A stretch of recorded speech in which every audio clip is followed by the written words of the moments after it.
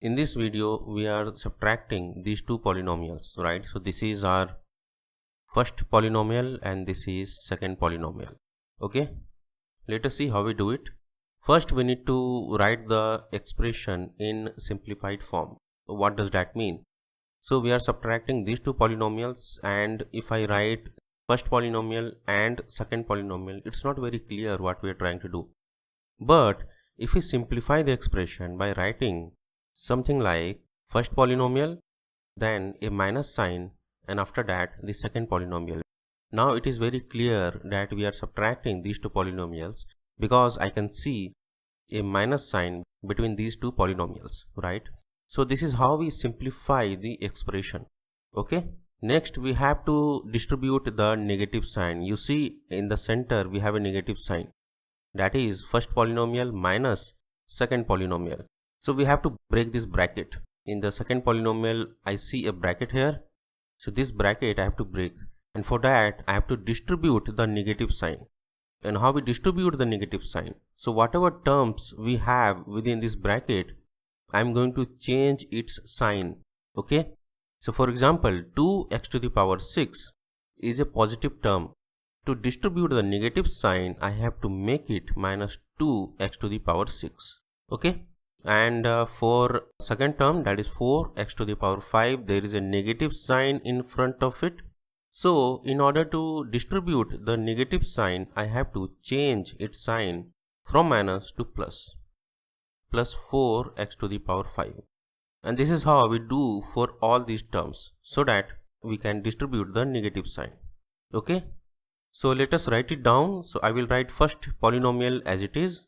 So first polynomial we have 5x to the power 6 minus 3x to the power 5 plus 4x to the power 4 minus 2x square plus 7x minus 9, right? And then second polynomial I have to distribute the negative sign. So plus 2x to the power 6 will become minus 2x to the power 6. In the second polynomial, minus 4x to the power 5 will become plus 4x to the power 5. Then in the second polynomial, plus 6x to the power 3 will become minus 6x to the power 3.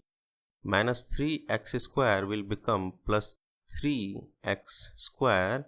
After that minus 5, because there is a plus 5, right, in the second polynomial. Okay, so this is what we get after distributing the negative sign, right? So this plus in the second polynomial 2x to the power 6 became minus 2x to the power 6. Then again minus 4 became plus 4. This plus became minus, this minus became plus, and plus 5 became minus 5, right? And after that we have to write terms in descending power of x.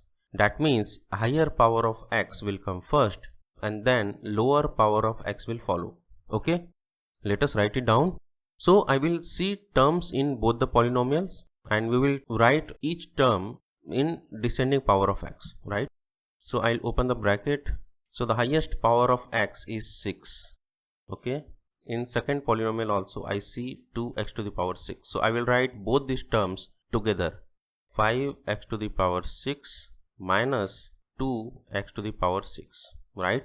After that, the next higher power of x is x to the power 5. You see here in the first polynomial we have minus 3x to the power 5. In the second polynomial we have plus 4x to the power 5. Let us write down both these terms together. From first polynomial I will write minus 3x to the power 5, and from second polynomial I will write plus 4x to the power 5. After x to the power 5, the next power is x to the power 4. And we have 4x to the power 4 in first polynomial, but in second polynomial we do not have any term having x to the power 4. So I will write 4x to the power 4 plus 4x to the power 4. After that, next power of x is 3. I see in the second polynomial minus 6x to the power 3, but x to the power 3 is not present in first polynomial, right? So I will write minus 6x to the power 3. After that, next power of x is x square. In both the polynomials, in first polynomial we have minus 2x square. In the second polynomial we have plus 3x square. I will write both of these terms together, that is minus 2x square plus 3x square, right? And after that we have x, that is plus 7x in first polynomial. In second polynomial we do not have x to the power 1, so I will write only plus 7x. After that two constants, minus 9 minus 5, minus 9 minus 5, right? And then after writing each term in descending power of x, I need to simplify this polynomial, right? Let us see how we do it. So after writing each term in descending power of x, this is what we get, like you have seen this in the previous slide. Now I need to simplify the expression. Okay, let us see how we do it. So here for x to the power 6, I will write x to the power 6 as it is. So we have x to the power 6, and then here we have constants, plus 5 minus 2 is plus 3x to the power 6. Okay, after that we come to x to the power 5. I will write x to the power 5 as it is, then minus 3 and plus 4 is plus 1, that is plus x to the power 5 only. Okay, then plus 4x to the power 4, there is no other term having same power of x, so I will write 4x to the power 4 as it is. Same with minus 6x cube. Then for x square we have two terms, right? So I will write x square first, then minus 2 plus 3 is plus 1, that is plus x square. Okay, plus 7x will come as it is. After that two constants, minus 9 minus 5 is minus 14. So this is the answer. Okay, so in this video we saw that we have subtracted two polynomials.